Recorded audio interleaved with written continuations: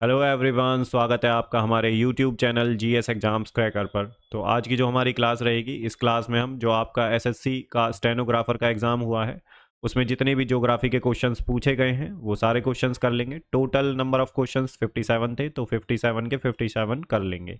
इसके अलावा हिस्ट्री के क्वेश्चंस मैंने करा दिए हैं। जितने भी आपके हिस्ट्री के क्वेश्चन पूछे गए थे स्टेनोग्राफर में, तो वो सारे क्वेश्चंस करा दिए हैं। उसका जो क्लास का लिंक है डिस्क्रिप्शन में दे दूंगा, आप उसे भी ज़रूर देखें।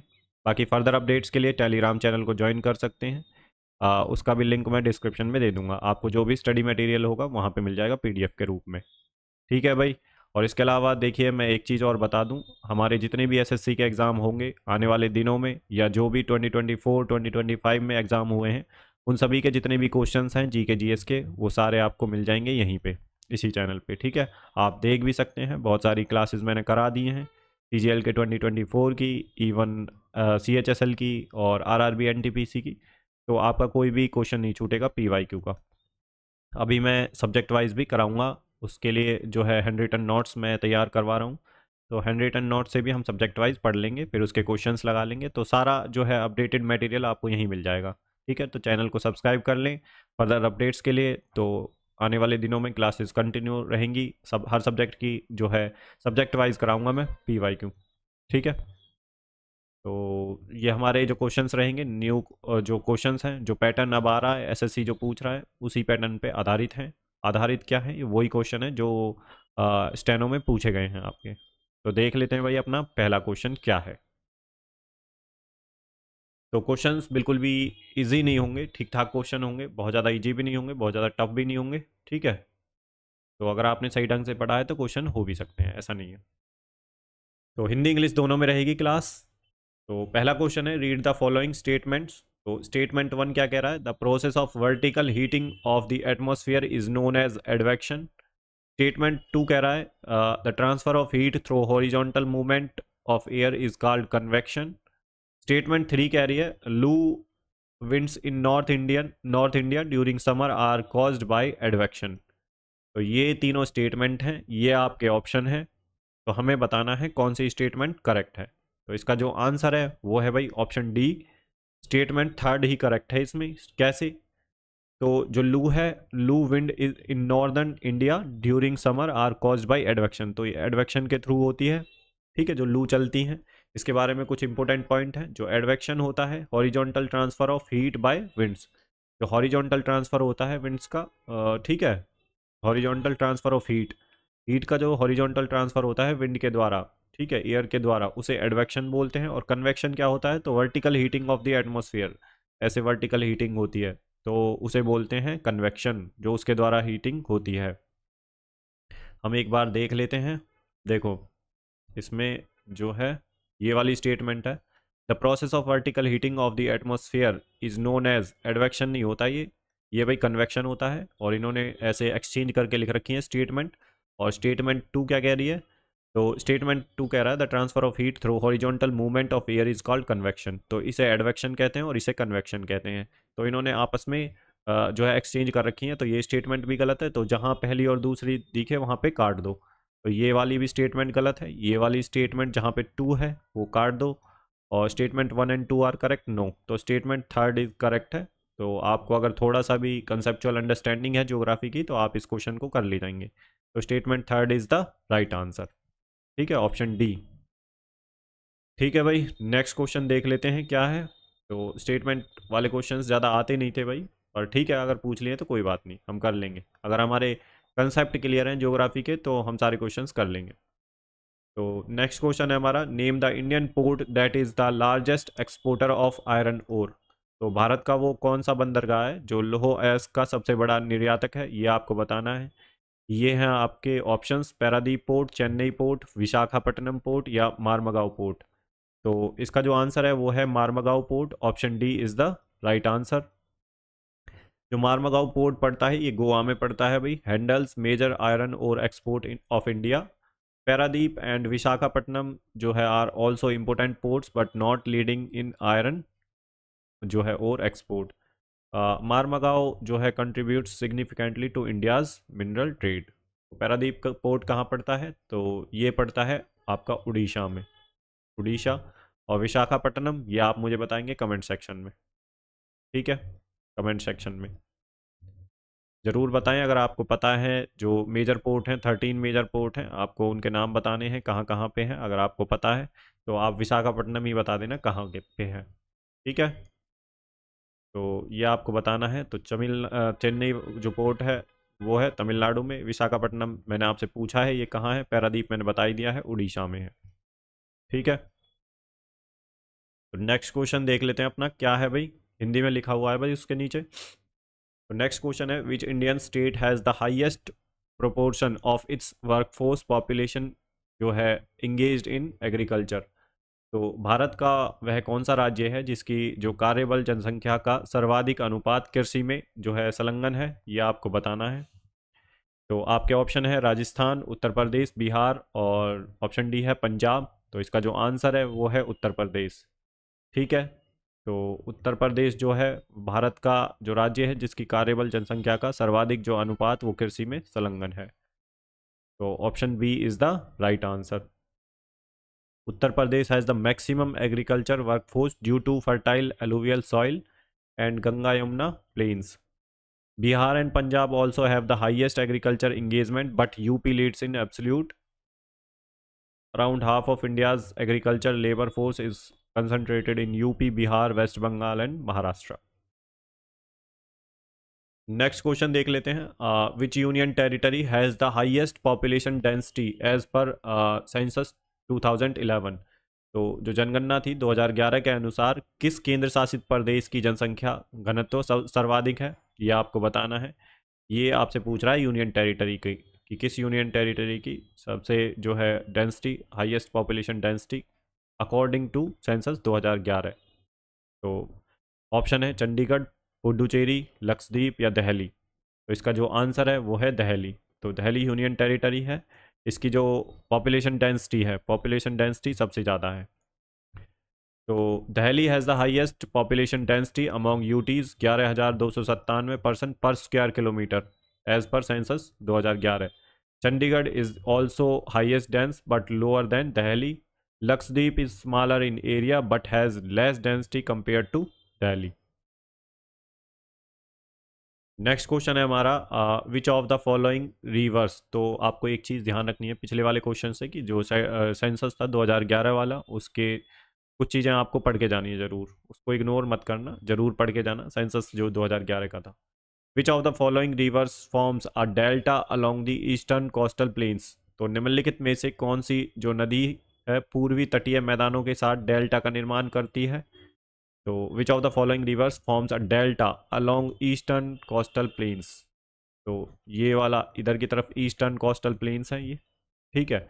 तो डेल्टा कौन सी रिवर बनाती है, ऑप्शन है आपके नर्मदा, तापी, माही और गोदावरी। तो ईस्ट की बात कर रहा है, इधर वेस्ट है, ठीक है, इधर वेस्ट है। तो आपको वैसे ही पता लग जाना चाहिए। तो ये और ये तो आप एलिमिनेट कर सकते हैं, ठीक है। नर्मदा भी आप एलिमिनेट कर सकते हैं, तो एक ही रिवर बची है गोदावरी। तो आपका जो आंसर है वो है गोदावरी। ऐसे एलिमिनेट करना भी आना चाहिए कि ईस्टर्न फ्लोइंग रिवर्स कौन कौन सी हैं, ईस्टर्न फ्लोइंग और वेस्टर्न फ्लोइंग रिवर्स कौन कौन सी हैं, तो भी आप इस आंसर को निकाल सकते हैं, ठीक है भाई।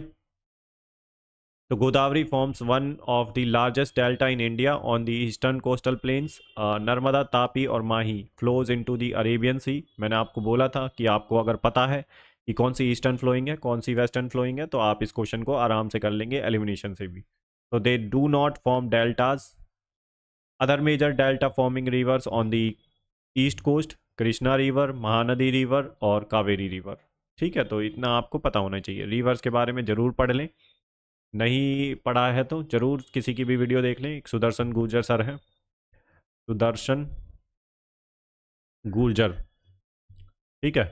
तो उन्होंने काफ़ी अच्छे से करा रखा है, यूट्यूब पे आप देख सकते हैं उनकी वीडियोस, काफ़ी अच्छे से पढ़ा रखा है उन्होंने।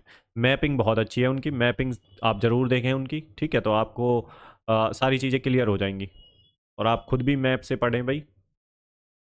तो नेक्स्ट क्वेश्चन है, which of these rivers does not originate in the peninsular Plato of India. तो इनमें से कौन सी नदी भारत के प्रायद्वीपीय पठार से उत्पन्न नहीं होती हैं। Does not originate in peninsular Plato of India. तो ये आपको बताना है, ऑप्शन है गोदावरी, गंगा, कृष्णा, कावेरी। तो इसका जो आंसर है वो है गंगा।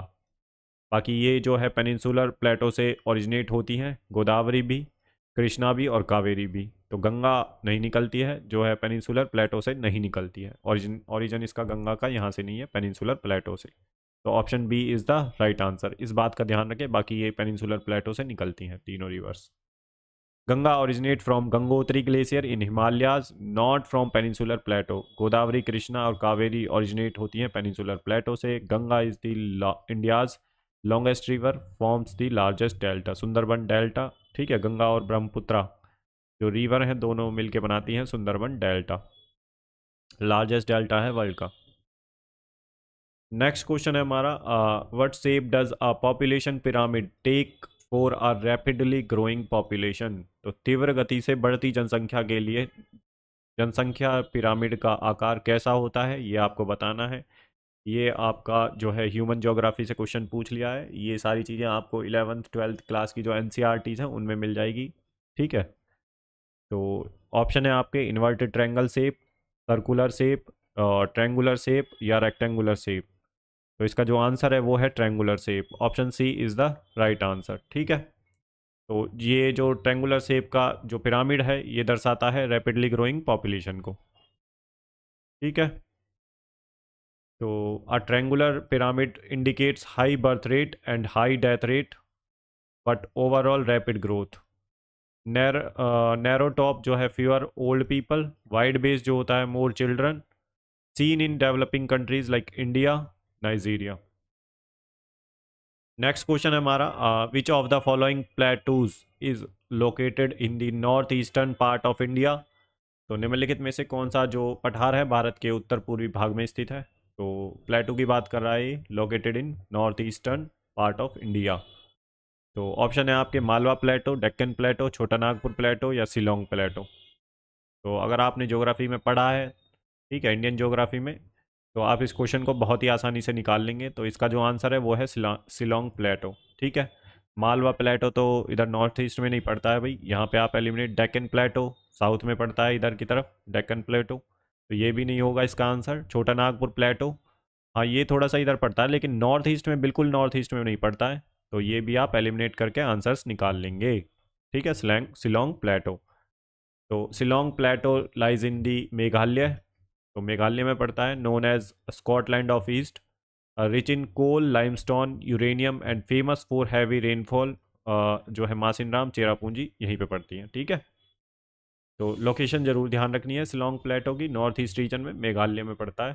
ठीक है, नेक्स्ट क्वेश्चन है हमारा, which of the following is the characteristics feature of the western coastal planes. तो ये वाले जो वेस्टर्न कोस्टल प्लेन्स हैं इनकी करेक्टरिस्टिक फीचर्स पूछ रहा है, क्या करेक्टरिस्टिक्स फीचर्स हैं। तो ये मैनग्रोव फॉरेस्ट हैं, option B high rainfall, option C जो है लार्ज डेल्टा, या फिर लगून एंड बैक वाटर्स। तो आपको करेक्टरिस्टिक फीचर बताने हैं इनके। तो ये है जो है लगून्स एंड बैक वाटर्स। तो यहाँ पे जो है आपको लगून्स और बैक वाटर्स मिल जाएंगे। ठीक है, option D is the right answer. ठीक है भाई, तो यहाँ पे मैनग्रोव नहीं मिलेंगे, सुंदरबन डेल्टा में मिलेंगे, ये तो आप एलिमिनेट कर सकते हैं वैसे ही। तो हाई रेनफॉल, रेनफॉल तो होती है, बट यहाँ पे करेक्टरिस्टिक्स फीचर्स पूछ रहा है ये, तो lagoons and backward is the more appropriate. Delta इधर नहीं बनते हैं, तो दो तो आप एलिमिनेट कर सकते हैं, पहला वाला और सी वाला। बी और डी में से आपको थोड़ा सा कन्फ्यूजन हो सकता है, रेनफॉल तो होती है यहाँ पर, बट नॉर्थ ईस्ट में काफ़ी ज़्यादा रेनफॉल होती है। ठीक है, तो यहाँ पे लगून्स और बैक वाटर्स बनते हैं, केरला में आपने पढ़ा भी होगा ज्योग्राफी में। ठीक है, वहाँ पे एक लेक है, बैक वाटर लेक। तो वेस्टर्न घाट्स की जो कोस्टल, वेस्टर्न कोस्टल प्लेन्स की जो है करेक्टरिस्टिक फीचर, यही अप्रोप्रिएट आंसर है, ऑप्शन डी। तो western coastal plains are narrower 50 to 100 kilometre without major deltas, और famous for lagoons and back waters. Kerala की वेमनाड लेक है और अस्थमुड़ी लेक, ये बैक वाटर लेक है भाई केरला की। ठीक है, तो वेमनाड और अस्थमुड़ी लेक। इंपॉर्टेंट पोर्ट्स जैसे कि Mumbai, Mangalore and Kochi. Next question है हमारा, consider the following statement regarding the Ghaghara river system. तो घाघरा नदी तंत्र के बारे में थोड़ा सा विचार करिए, ये जो स्टेटमेंट दे रखी है। तो पहली स्टेटमेंट है, Ghaghara originate from the Mapchungo glacier in Himalayas. दूसरी स्टेटमेंट है it forms a deep gorge at Sisapanti Sisapani before entering the plains and it merges with the Ganga at Allahabad after receiving the Sharda river. तो ये तीनों स्टेटमेंट है, आपको बताना है कौन सी स्टेटमेंट जो है सही है। तो इसका जो आंसर है वो है ऑप्शन बी। और दो स्टेटमेंट सही है, पहली और सेकंड। पहली वाली सही है, सेकंड वाली सही है, थर्ड वाली गलत है। It merges with Ganga at Allahabad after receiving the Sharda river, तो ये स्टेटमेंट गलत है। बाकी पहली वाली स्टेटमेंट सही है, the Ghaghara originate from Mapchachungo, ठीक है, ग्लेशियर हिमालय से निकलती है, और it forms are deep gorge at Shisha Pani before entering the planes. तो दोनों स्टेटमेंट सही हैं घाघरा रिवर के बारे में। तो घाघरा जो है कर्नाली इन नेपाल, इसे कर्नाली बोलते हैं नेपाल में, ओरिजिनेट्स फ्रॉम मापचुंगो ग्लेशियर तिब्बत में it joins Ganga near Chhapra Bihar में, नॉट इलाहाबाद में नहीं मिलती है, गंगा में छपरा में मिलती है बिहार में। मेजर ट्रिब्यूटरी शारदा, राप्ती, छोटी और गंडक, छोटी गंडक। नेक्स्ट क्वेश्चन है हमारा, which of the following statement best links a current conservation initiative for the great Indian bustard with its geographical location. तो निम्नलिखित में से कौन सा कथन जो है भारतीय तिलारे ग्रेट इंडियन बस्टर्ड के लिए हाल ही में संरक्षण पहल को उसके भौगोलिक स्थान से सबसे अच्छी तरह से जोड़ता है। तो बताओ भाई, जो ग्रेट इंडियन बस्टर्ड है कहाँ पे है ये? ठीक है, current conservation initiative for great Indian bustards के लिए कंजर्वेशन इनिशिएटिव है, वो कहाँ पे है? तो ये आपको बताना है। ऑप्शन है आपके, national aviation research centre Maharashtra conducted habitat simulation for the great Indian bustard. Option B है Kalyan sanctuary in Karnataka now house the largest wild great Indian bustard population. Option सी है India's first successful artificial insemination GIB took place in national breeding centre in Jaisalmer Rajasthan. और third d option है GIB great Indian bustard conservation breeding centre was set up in Kutch Gujarat for dessert climate adaptation. तो इसका जो answer है वो है India's first successful artificial insemination of great Indian bustard took place in national breeding centre in Jaisalmer Rajasthan. तो आप राजस्थान देखते भी आप इसको निकाल सकते थे, क्योंकि वहीं पे ग्रेट इंडियन बस्टर्ड सबसे ज़्यादा डिजर्ट नेशनल पार्क है, उधर ही मिलती है राजस्थान में। ठीक है, तो क्रिटिकली एंडेंजर्ड की कैटेगरी में आ गई है ग्रेट इंडियन बस्टर्ड। तो इसका जो आंसर राजस्थान देखते ही आपको यही लगाना था, और किसी में राजस्थान है भी नहीं वैसे भी। ठीक है, गुजरात और राजस्थान में आप कन्फ्यूजन में हो सकते हैं थोड़ा बहुत, बट कर्नाटक तो नहीं होगा इसका आंसर, और ये भी नहीं होगा महाराष्ट्र भी। तो दो ऑप्शन तो आप एलिमिनेट कर सकते थे। तो राजस्थान में ग्रेट इंडियन बस्टर्ड आपने कई जगह पढ़ा भी होगा, जब आप नेशनल पार्क पढ़ते हैं तब भी आपने पढ़ा होगा कि ग्रेट इंडियन बस्टर्ड कहाँ पे है, तो राजस्थान में सबसे ज़्यादा है। ठीक है, तो कच्छ गुजरात भी ठीक है, आप यहाँ पे भी कन्फ्यूजन में आ सकते हैं, but more appropriate answer is Rajasthan.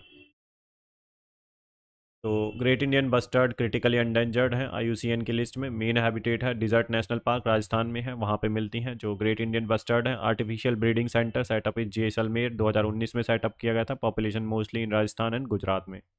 मैंने कहा था ना, गुजरात और राजस्थान दो में ही आप कन्फ्यूजन में आ सकते हैं, बट इसका अप्रोप्रिएट आंसर है राजस्थान। नेक्स्ट क्वेश्चन है हमारे पास, which of the following statements are correct. तो देख लेते हैं क्या स्टेटमेंट है। पहली स्टेटमेंट है birth rate measures the number of children born per 1000 people annually. Second statement है पुल फैक्टर जो है include opportunities that attract people to new regions. Third जो स्टेटमेंट है वो है death rate is always higher than birth rate. Fourth statement है push factor can include civil unrest and lack of jobs. तो ये चारों स्टेटमेंट हैं, आपको बताना है इन स्टेटमेंट्स में से सही कौन सी हैं। तो इसका जो आंसर है वो है ऑप्शन सी। पहली स्टेटमेंट, सेकंड स्टेटमेंट और फोर्थ स्टेटमेंट सही है भाई। पहली वाली स्टेटमेंट सही है, सेकंड सही है, और आपकी फोर्थ वाली स्टेटमेंट सही है। थर्ड वाली स्टेटमेंट गलत है, death rate is always higher than birth rate. तो ये वाली जहाँ पे ऑलवेज आ रहा है, तो इस पर थोड़ा सा सचेत हो जाए, जो एक्सट्रीम वर्ड्स होते हैं। ठीक है, तो इसको बहुत ही आसानी से एलिमिनेट करके जहाँ जहाँ पे थर्ड है उसे काट दो। ठीक है, ऑल ऑफ दी अबव हो नहीं सकते, क्योंकि थर्ड वाली स्टेटमेंट गलत है। डेथ रेट, ये स्टेटमेंट में बस ये कह रहा है कि death rate is always higher than birth rate, ऐसे थोड़ी ना हो सकता है हमेशा ही। तो एक्सट्रीम स्टेटमेंट है, एक्सट्रीम स्टेटमेंट देखते ही हमें काट देनी चाहिए। तो इसका जो आंसर होगा जिसमें थर्ड है वो काट सके आपका, वैसे ही एलिमिनेशन से ही आंसर आ जाएगा। ठीक है भाई। तो birth rate, number of lives birth पर 1000 पीपल पर ईयर। पुल फैक्टर क्या होता है? Jobs, opportunities, better lifestyle.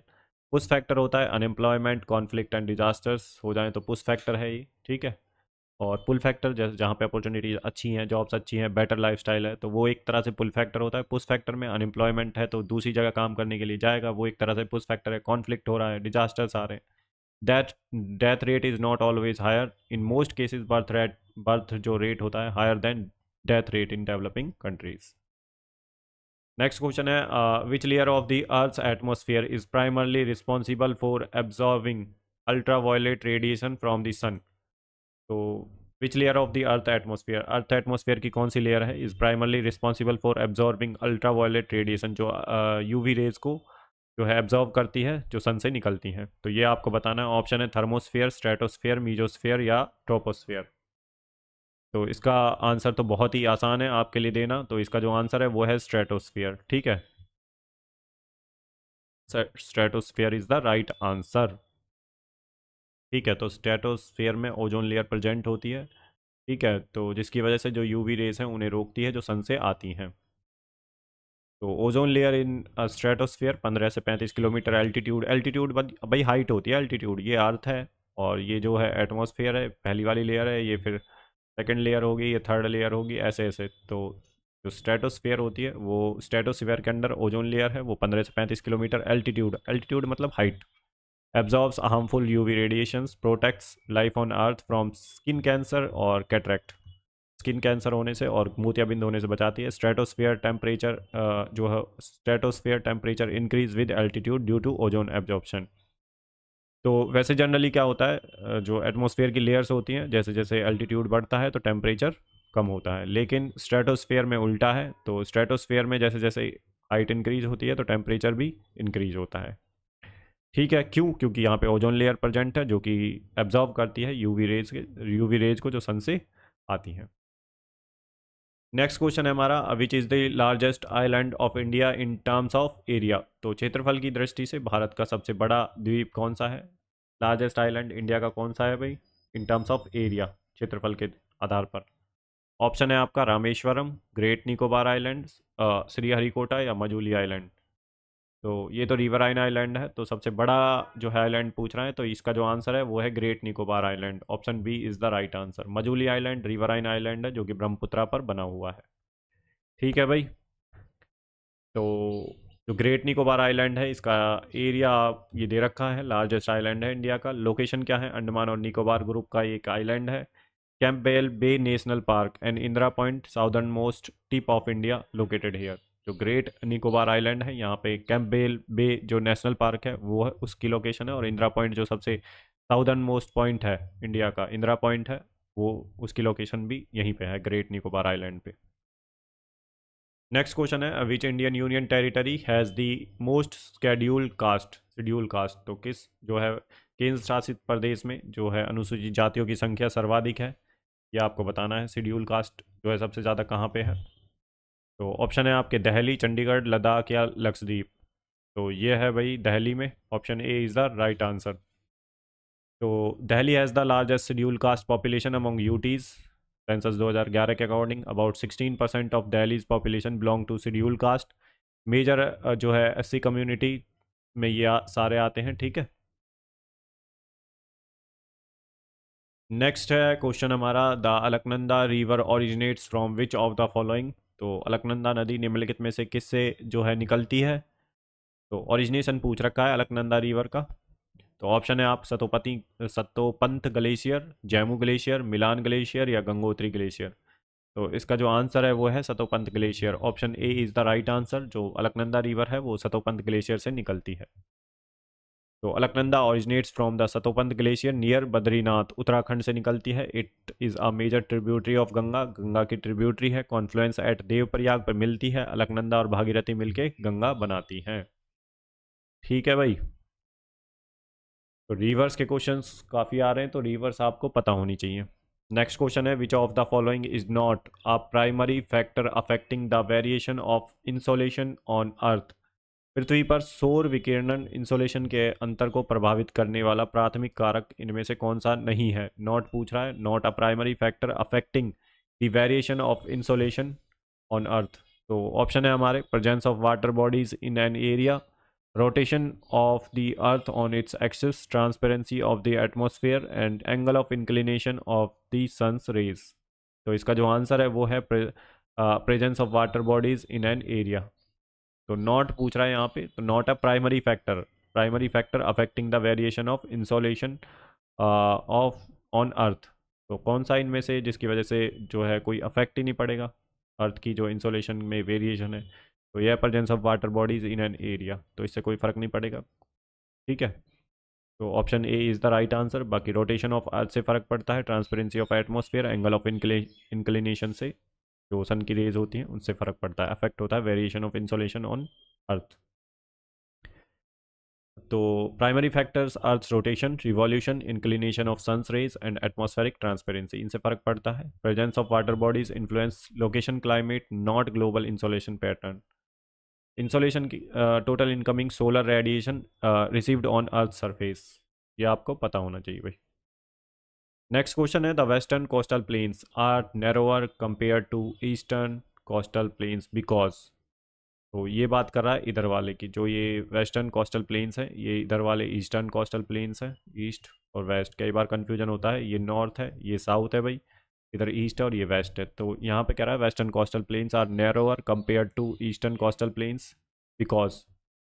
तो ये आपको बताना है क्या रीजन है। ऑप्शन है they receives less rainfall, they are less populated, they are older in formation, they are bordered by Western Ghats. तो आपको बताना है कौन सा इनमें से सही है। तो इसका जो आंसर है they are bordered by the Western Ghats, इसलिए वो जो नैरोअर हैं western coastal plains as compare to eastern coastal plains. Western coastal plains width 50 to 100 kilometre, eastern coastal plains की विड्थ है 100 to 120 kilometre. Western Ghats rise steeply near the coast, plains narrower, eastern side has the broader delta, Mahanadi Godavari Krishna and Kaveri.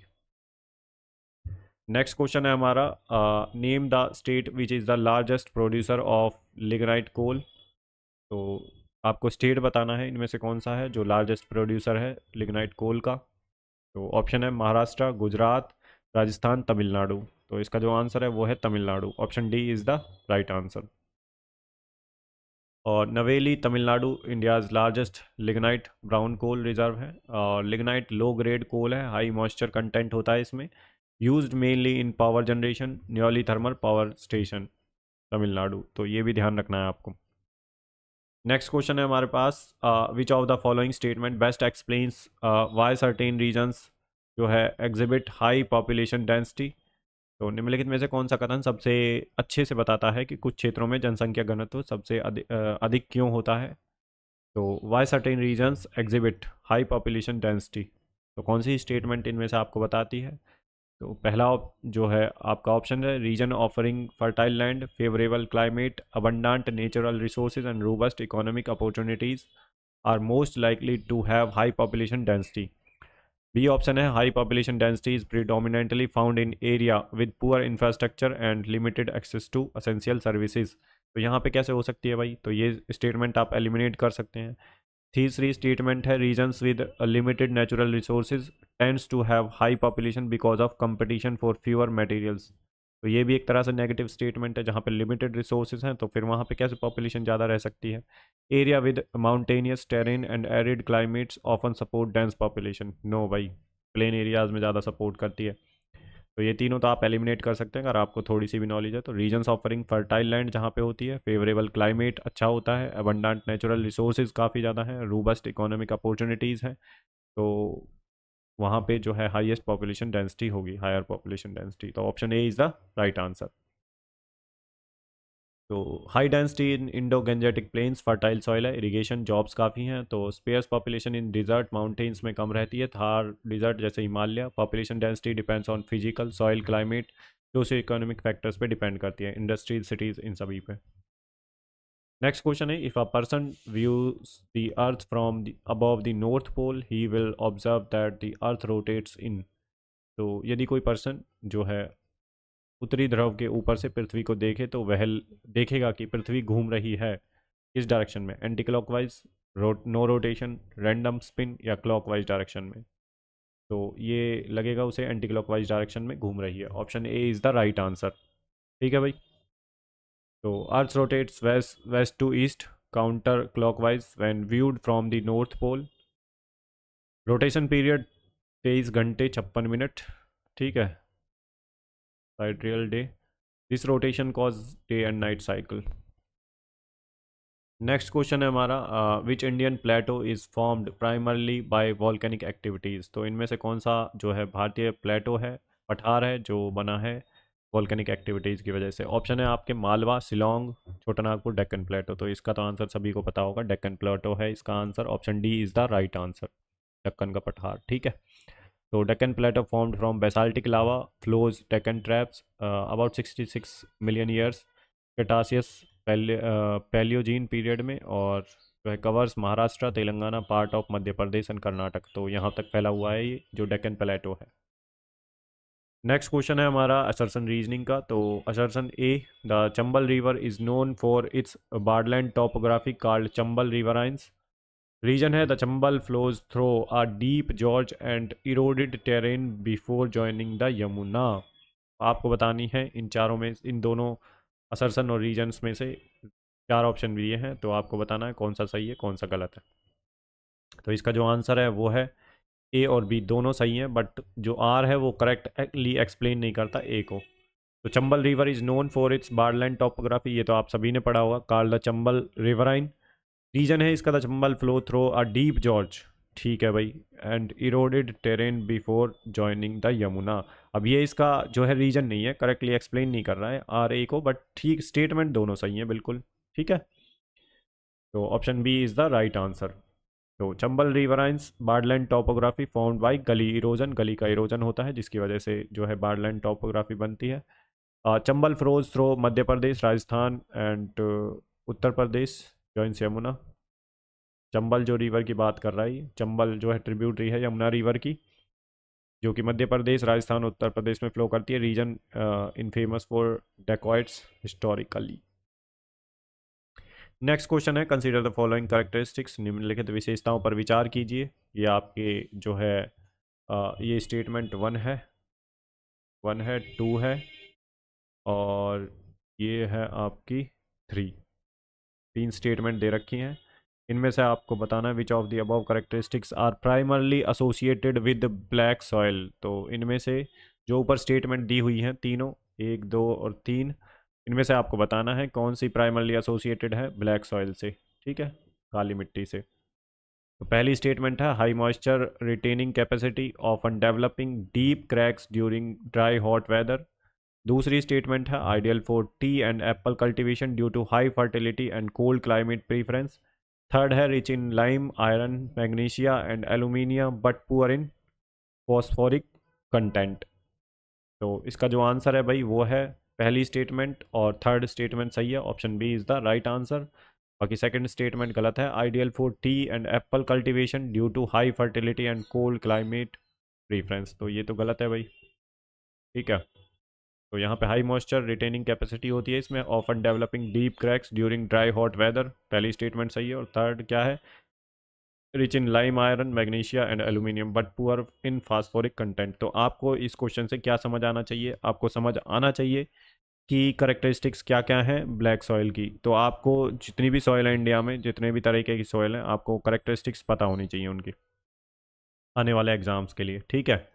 तो characteristics पे ज़रूर ध्यान देना है, और किस जो है सॉइल में क्या क्या मिलता है, जैसे लाइम, आयरन, ठीक है, मैग्नीशियम, एल्यूमिनियम है या नहीं है, ये सब चीज़ें आपको थोड़ी सी आपको पढ़ के जाने हैं। तो एक बार मेहनत कर लेंगे इस पर। किसी की भी वीडियो देख लेना यूट्यूब पे, नहीं तो आपके नोट्स में है तो वो ज़रूर देख लेना ज्योग्राफी में। ठीक है। तो इसका जो आंसर है वो है option B, first and third statement सही है। बाकी आइडियल वाली स्टेटमेंट गलत है, tea and apple cultivation due to high fertility, no by cold climate preference. तो जहाँ जहाँ पे आपको सेकंड स्टेटमेंट दिख रही है ना, उसे उड़ा दो। ये उड़ गया, ये उड़ गया। पहली तो होगी होगी, थर्ड अब पहली को चेक मत करो, थर्ड वाली है तो थर्ड को चेक करो। थर्ड आपको पता है तो इसमें भैया आपकी लगेगी नॉलेज, क्या आपको पता है या नहीं पता है, आपने फैक्ट पढ़े हैं नहीं पढ़े, तब निकाल सकते हो इस क्वेश्चन को। ठीक है। बाकी अगर सेकंड वाली स्टेटमेंट तो देखते ही काट सकते हो, तो सेकंड वाली एलिमिनेट डी गया, सी गया, फर्स्ट और सेकंड रह गया, तो पहली वाली चेक ही मत करो, थर्ड वाली देख लो सही है गलत है। तो ब्लैक सॉइल रेगूर सॉइल भी बोलते हैं, found in Deccan plateau, high moisture retention capacity होती है, और deep cracks in summer, rich in iron lime, poor in phosphorus nitrogen, ideal for cotton cultivation. Next question है, रीड द फॉलोइंग स्टेटमेंट। तो निम्नलिखित कथनों को पढ़िए। स्टेटमेंट दे रखी है आपकी, स्टेटमेंट 1 है और स्टेटमेंट 2 है, तो बताना है आपको इनमें से कौन सी सही है। स्टेटमेंट 1 कह रही है the temperature in troposphere decreases at the rate of 1 degree Celsius for every 165 metre of height. और स्टेटमेंट 2 कह रही है the temperature in mesosphere start to decrease with the increase in altitude and reached up to 100 degree Celsius at around 80 kilometre. तो इसका जो answer है भाई वो है स्टेटमेंट सेकंड ही करेक्ट है। ठीक है, और option B is the right answer, statement first गलत है।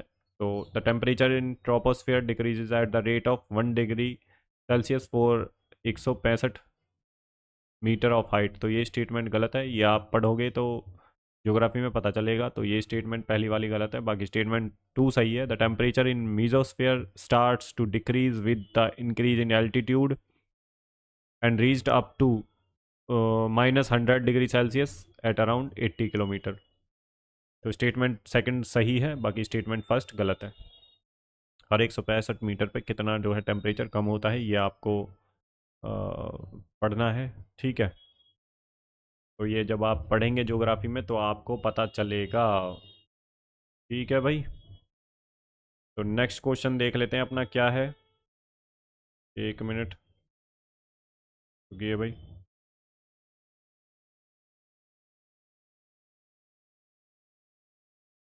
तो नेक्स्ट क्वेश्चन देख लेते हैं अपना क्या है। तो नेक्स्ट क्वेश्चन है हमारा 26।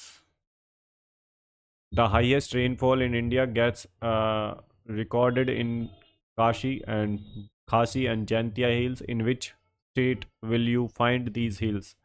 तो भारत में, 1 मिनट, यहाँ पे हमारा ये रह गया। तो इसका सॉल्यूशन देख लेते हैं क्या है। तो ट्रोपोस्फियर लैप्स रेट कितना होता है, 6.5 डिग्री पर 1000 मीटर। तो 1 डिग्री जो है पर 165 मीटर, इसका इनकरेक्ट। तो ये वाली स्टेटमेंट तो आपकी इनकरेक्ट हो ही जाएगी भाई। ठीक है, 6.5 मीटर पर 1000 मीटर, 6.5 डिग्री पर 6.5 डिग्री पर 1000 मीटर, तो 1 डिग्री पर 165 मीटर, तो ये इनकरेक्ट होगा। तो mesosphere temperature degrees with height, ठीक है, -100 degree at 80 kilometre altitude. Troposphere is about 12 kilometre, ठीक है, up to 12 kilometre. Mesosphere extend 50 से और 80 किलोमीटर। नेक्स्ट क्वेश्चन है the highest rainfall in India gets recorded in the Khasi and Jaintia hills, in which state will you find these hills. तो जो खासी और जैंतिया जहाँ पे जो है सर्वाधिक रेनफॉल होती है, तो वो किस स्टेट में पड़ती हैं। ऑप्शन है आपके मेघालय, नागालैंड, अरुणाचल प्रदेश, आसाम। मेघालय में पड़ती है भाई ये, option A is the right answer. ठीक है, गारो खासी जैंतिया, गारो खासी और जैंतिया की पहाड़ियाँ तीनों जो है आपकी पड़ती हैं मेघालय में। ठीक है, शिलोंग प्लेटो भी यहीं पड़ता है। तो मासिनराम चेरापूंजी खासी हिल्स में पड़ता है। मासिनराम और चेरापूंजी जो कि मेघालय में है, वर्ल्ड्स वेटेस्ट प्लेस है ये। और जो एवरेज एनुअल रेनफॉल है वो 11,000 mm है। Caused by Bay of Bengal branch of monsoon hitting Khasi hills. Next question है name the major coal producing region located in Telangana state. तो तेलंगाना राज्य में स्थित प्रमुख कोयला उत्पादन क्षेत्र का नाम बताइए। तो मेजर जो है कोल प्रोड्यूसिंग रीजन जो है तेलंगाना में कौन सा है। तो ये आपके ऑप्शन है Singareni coal field, Raniganj coal field, Talcher coal field, Jharia coal field. तो आपको पता होने चाहिए इंपॉर्टेंट कोल फील्ड्स, मिनरल्स कहाँ कहाँ पे कौन कौन सा मिलता है। मैं भी करा दूंगा, नहीं तो यूट्यूब पे सुदर्शन गुजर सर के देख सकते हैं लेक्चर्स आप। तो इसका जो आंसर है वो है सिंगरेनी जो है coal field, option A is the right answer. ठीक है, तो Singareni coal field located in Godavari जो है वैली तेलंगाना में, और managed by Singareni collieries company limited, और produce thermal coal use in power generation. तो इतना ही पता होना चाहिए भाई, सिंगरेनी जो कोल फील्ड है कहाँ पे लोकेशन है इसकी, गोदावरी रिवर तेलंगाना में। ठीक है, Godavari river valley. Next question है which of the following statement is are true regarding India's rural and urban population trends from 1901 to 2011। तो भारत की ग्रामीण और शहरी जनसंख्या प्रवृत्तियों 1901 से 2011 के संबंध में इनमें से कौन सा कथन सत्य है? तो ट्रू स्टेटमेंट बतानी है आपको। ट्रू जो है true regarding India's rural urban population trends from 1901 से 2011। तो तीन स्टेटमेंट दे रखी हैं। The rural population has consistently increase in absolute numbers. Second statement है the percentage shares of rural population in total population has steadily decline. Third है भाई urban population first exceeds 100 million in 1981। तो option आपके सामने है, तो इसका जो आंसर है वो है all of the above. Option B is the right answer. तीनों स्टेटमेंट सही हैं, ठीक है। और पहली, दूसरी, थर्ड, तीनों स्टेटमेंट सही हैं भाई इसकी, ऑल ऑफ दी अबव। तो rural population increased in numbers but share decline 82% in 1961 to 69% 2011। Urban population crossed 100 million in 1981। Urbanisation rising due to migration and economic opportunities की वजह से ये अर्बनाइजेशन बढ़ता है भाई। नेक्स्ट क्वेश्चन है हमारा, ये है भाई मैच द फॉलोइंग। तो ये थोड़ा सा अलग तरीके से यहाँ पे लिखा हुआ है। तो कॉलम ए को कॉलम बी से मैच करना है। यहाँ पे मैं आपको समझा दूँ, लैंड यूज़ कैटेगरी, ठीक है। तो यहाँ पे है डिस्क्रिप्शन सफल्ड। तो ये ए है, बी है, सी है और डी है। और यहाँ पे 1 2 3 और 4 स्टेटमेंट दे रखी हैं। तो आपको जो है मिलान करना है इनमें से कौन सी पहली वाली की है, कौन सी बी वाली की है, कौन सी सी का है, कौन सा डी का है। तो इसका जो आंसर है भाई वो है ऑप्शन ए, पहले की जो है दूसरी, मिसलेनियस ट्री क्रॉप्स ग्रोज। तो पहले का second, privately owned land under orchard and fruit trees. तो ए का जो है सेकंड वाली स्टेटमेंट। बी का क्या है, थर्ड। तो कल्चरेबल वेस्टलैंड कौन सी है, तो ये है land left uncultivated for 5 years, ठीक है। कल्चरेबल जो है आपका कल्चरेबल वेस्टलैंड में जो land left uncultivated for over 5 years. C है करंट फ्लो। तो करंट फैलो कौन सी होती है, भूमि के नाम पूछ रहा है। तो करंट फैलो कौन सी है, तो इसका सी का है फोर्थ। तो यह है लैंड लेफ्ट और फैलो फॉर 1 और लेस देन 1 ईयर। तो इसे बोलते हैं करंट फैलो। तो सी का अगर आपको करंट फैलो के बारे में ही पता है ना, अगर इनमें से एक स्टेटमेंट पता है आपको, सी जैसे करंट फैलो, इसका पता है लैंड लेफ्ट फैलो फॉर 1 और लेस देन 1 ईयर। तो देखिए सी का फोर्थ किस में है, सिर्फ एक ही स्टेटमेंट में है, इस वाली में। बाकी तीनों को आप एलिमिनेट कर सकते हैं बहुत आसानी से, ठीक है। तो ऐसे निकाली जाती हैं, इजी होते हैं काफ़ी क्वेश्चन ये, ऐसे वाले क्वेश्चंस जो आपके मैच द फॉलोइंग वाले आते हैं ना, ऐसे एलिमिनेट करके निकाल सकते हैं।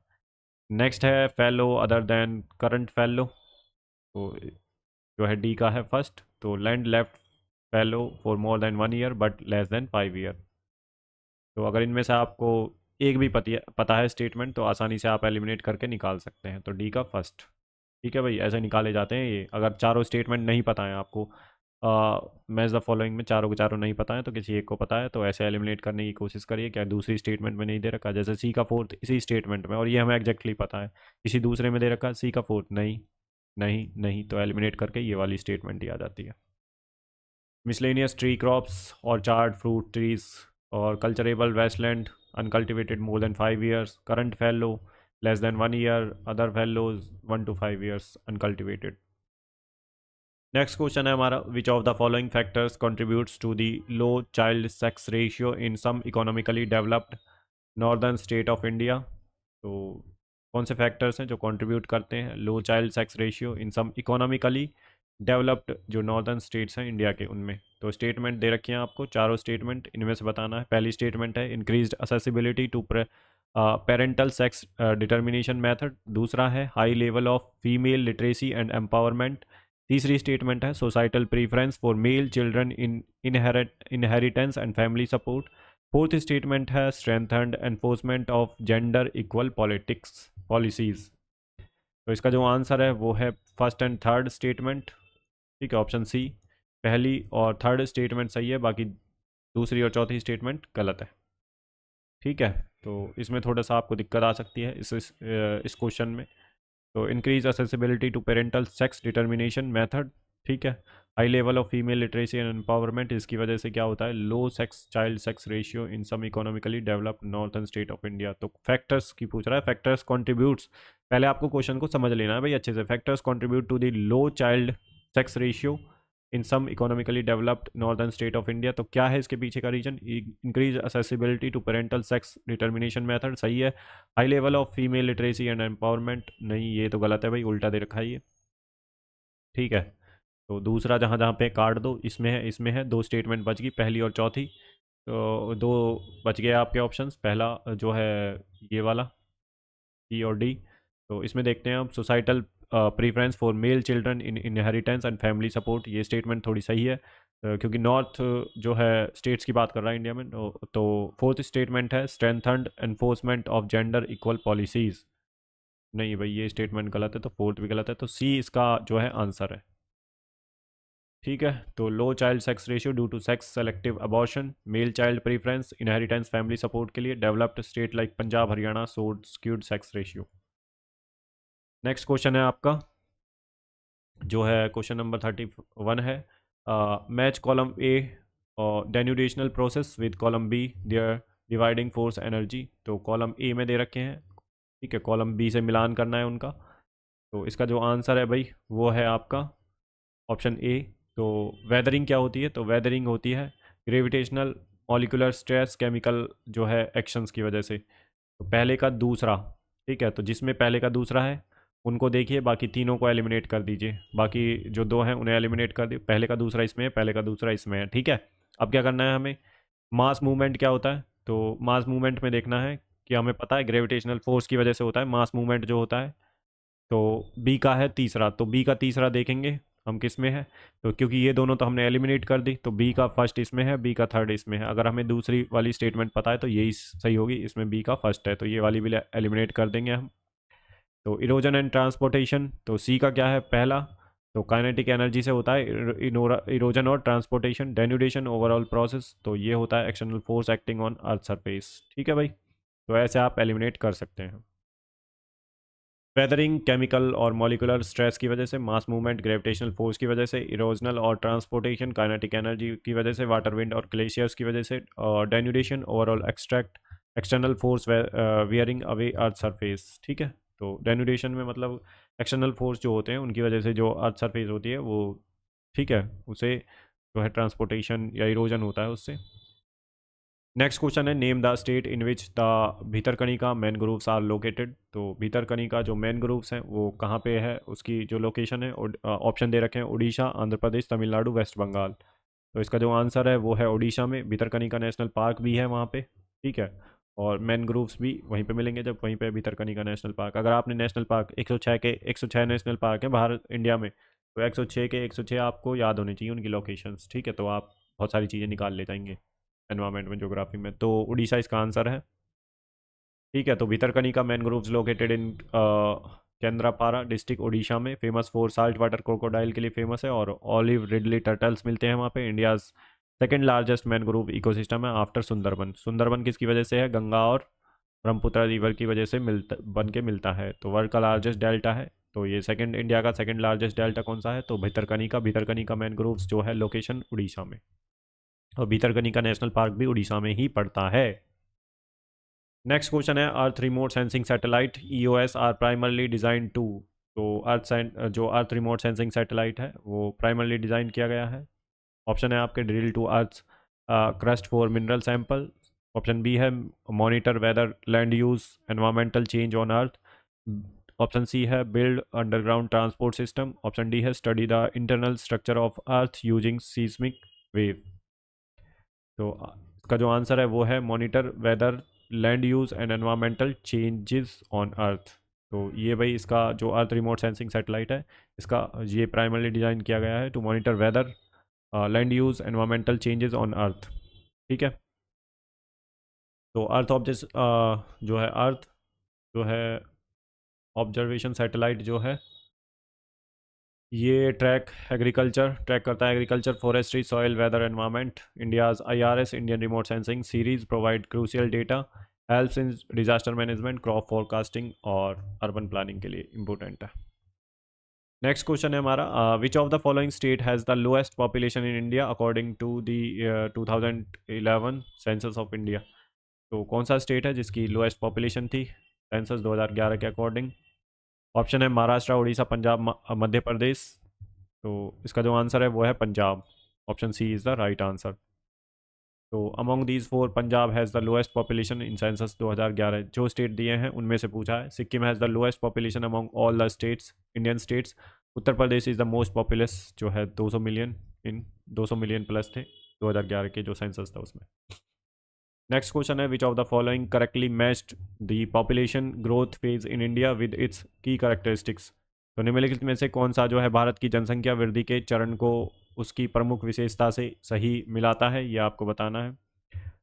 तो ऑप्शन ए है phase 4 post 1981 sudden increase in fertility rate due to migration. Option B है phase 3 1951 to 1981 population explosion caused by Fehling death rate and high fertility. Option सी है phase 1 1901 to 1921 rapid population explosion due to low mortality and high fertility. और option D है phase second 1921 to 1951 high mortality rate and decline birth rate. तो ये आपको बताना है। तो population जो है growth phase in India with its की कैरेक्टरिस्टिक्स, तो कौन सा करेक्टली मैच है इनमें से? तो इसका जो आंसर है वो है फेज़ 3 1951 से 1981 तक। तो population explosion caused by Fehling death rate and falling death rate and high fertility, इसकी वजह से। तो ये सही मिलान है इसका, ठीक है, ऑप्शन बी। फेज़ 1 में 1901 से 1921 तक stagnant high birth rate and death rates. Phase second में क्या था, 1921 से 1951 तक mortality decline and growth began. Phase third जो है 1951 से 1981 death rate fall rapidly and birth rate remained high population explosion. Fourth में क्या है, 1981 जो है से लेके और प्रेजेंट तक decline fertility and slowing growth.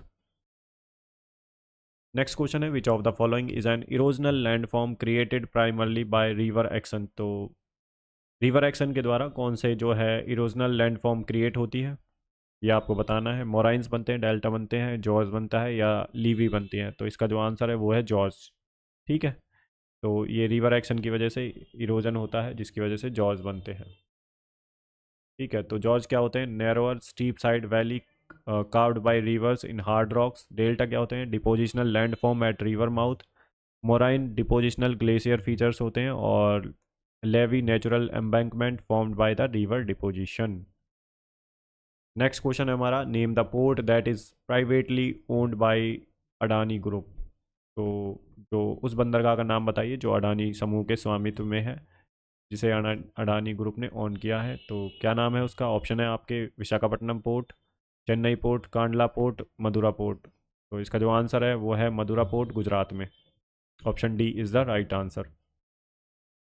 Madura जो पोर्ट है India's largest privately commercial port है। लोकेशन कहाँ है? गुजरात में है इसकी, कच्छ डिस्ट्रिक्ट में। Controlled by Adani port and SEZ limited, handles containers, coal, crude oil and automobiles. Next question है असर्सन और रीजनिंग का। असर्सन है इसका, A migration can be driven by negative and positive circumstances. Push factor जो है make individuals migrate away from our region. Various pull factors draws individuals to our region. तो आपको बताना है इसका कौन सा जो है सही है इनमें से। तो इसमें से दोनों सही हैं, ए और R, but R is the correct explanation of A.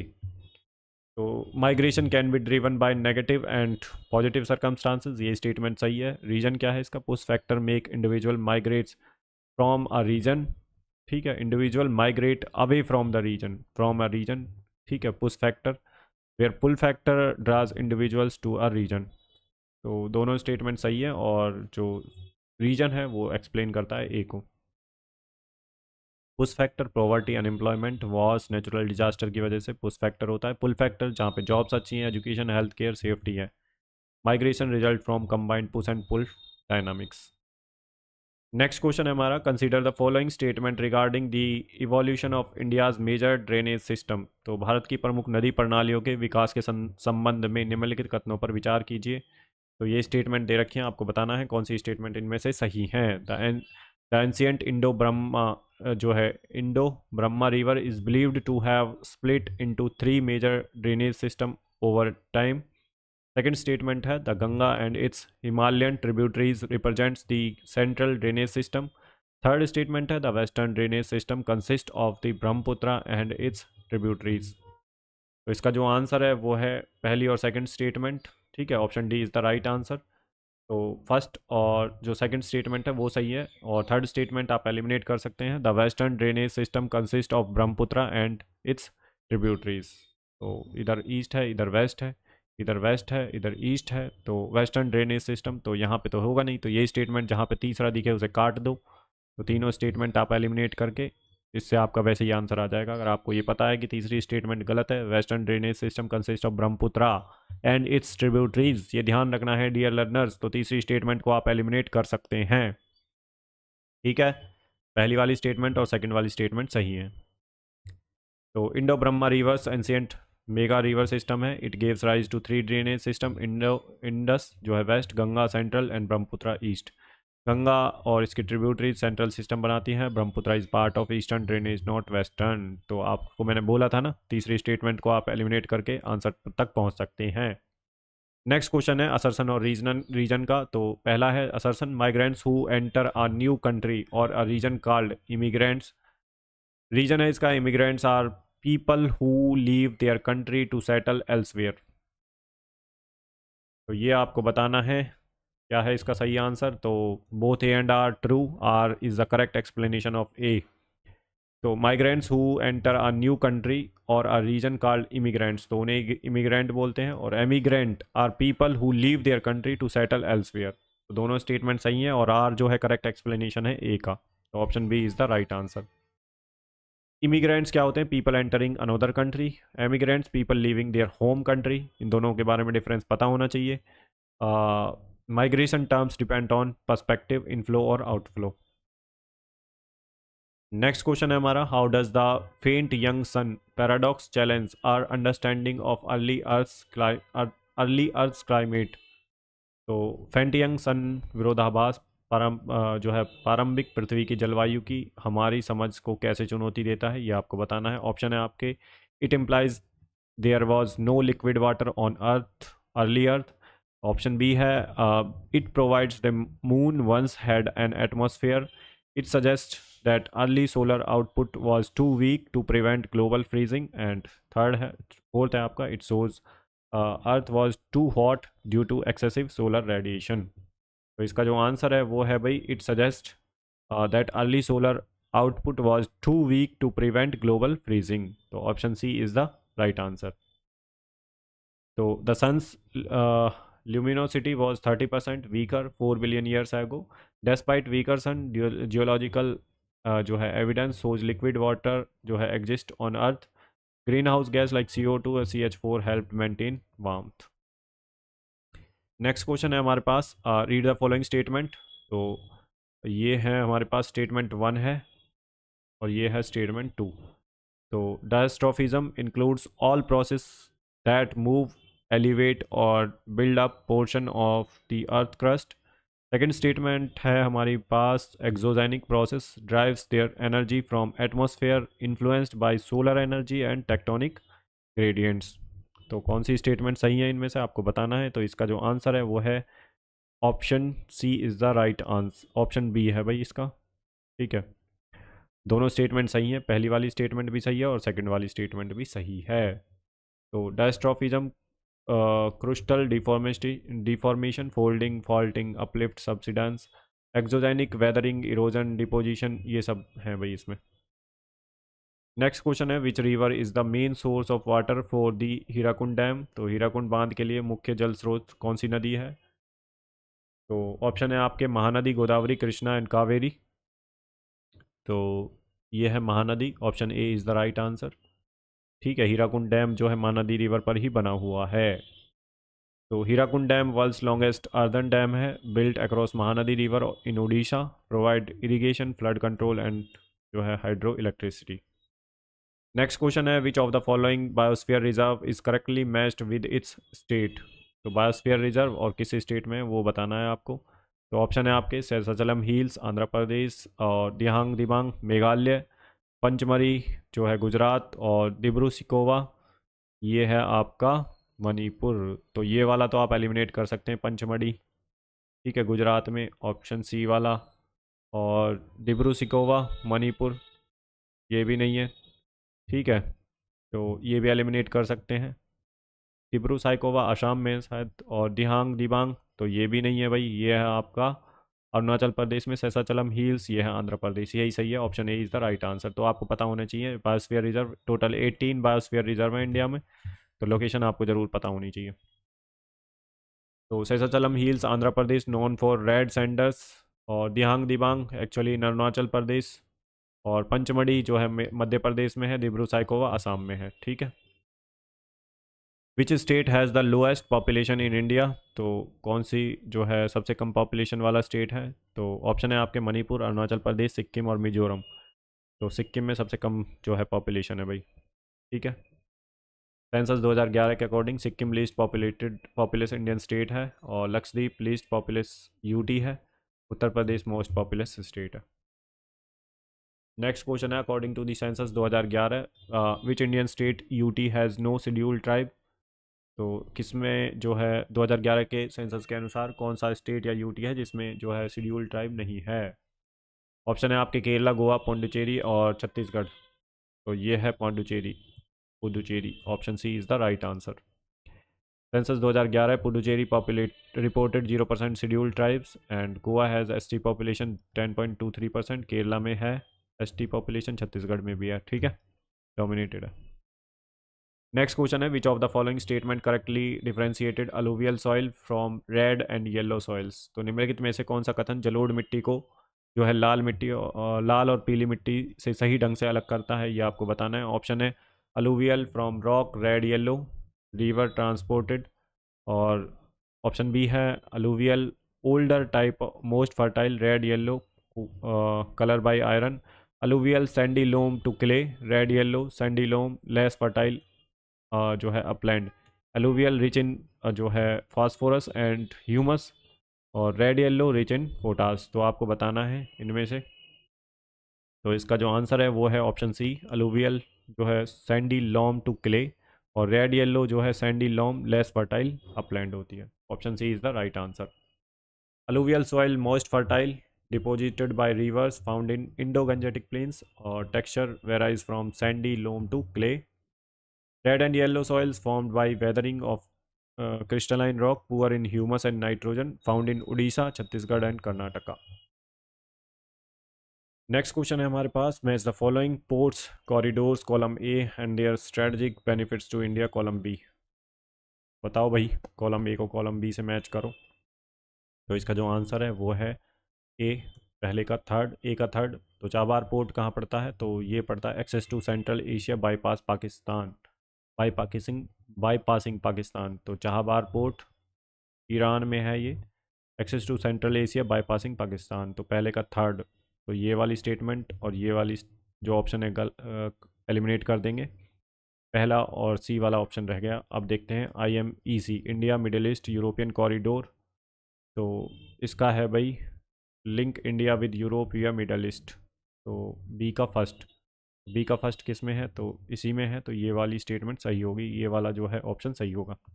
Sittwe port, तो ये new age of transportation between India and south east Asia via Mizoram Myanmar link, ठीक है भाई, तो option A is the right answer. Chabahar port Iran में है, India's gateway to Afghanistan central Asia bypassing Pakistan. IMEC India middle east Europe corridor announced in G20 2023 linked India to Europe. और Sittwe port Myanmar part of Kaladan project connected Mizoram to Myanmar and south east Asia. Next question है, what is the primary reason for the asymmetrical distribution of continents and ocean across the earth surface. तो option है आपके जो है sea floor spreading and plate tectonic, option है आपका B earth elliptical orbit, option सी है magnetic anomalies in the core, option D है variation in solar radiation. बताओ भाई, तो इसका जो आंसर है वो है sea floor spreading and plate tectonics की वजह से। द प्राइमरी रीजन पूछ रहा है for the asymmetric distribution of continents and oceans across the earth, तो यह है sea floor spreading and plate tectonics की वजह से। ठीक है डियर लर्नर्स, तो distribution of the land and water due to continental drift and plate tectonic, sea floor spreading, mid ocean ridge create new oceanic crust, continental shift, Pangaea breakup led to present day arrangement. Next question है, according to the classification of modern Indian language which linguistic family accounts for the largest share of Indian population, तो ये आपको बताना है भाई। तो आधुनिक भारतीय भाषाओं के वर्गीकरण के अनुसार भारतीय जनसंख्या का सबसे बड़ा हिस्सा किस भाषाई परिवार से संबंधित है? ऑप्शन है आपके Sino Tibet, Dravidian, Austric, Indo European, तो इसका आंसर है Indo European, option D is the right answer. तो इंडो यूरोपियन इंडियन आर्यन जो है 75% इंडियन पॉपुलेशन बोलते हैं, द्रविडियन 20% है, तमिल तेलुगु कन्नड़ और मलयालम, ऑस्ट्रिक सीनो तिब्बतन 5% से कम है। नेक्स्ट है हमारा क्वेश्चन जो है, what is the cast topography primarily associated with, तो कास्ट जो स्ट्रक करती है मुख्य रूप से किससे संबंधित है?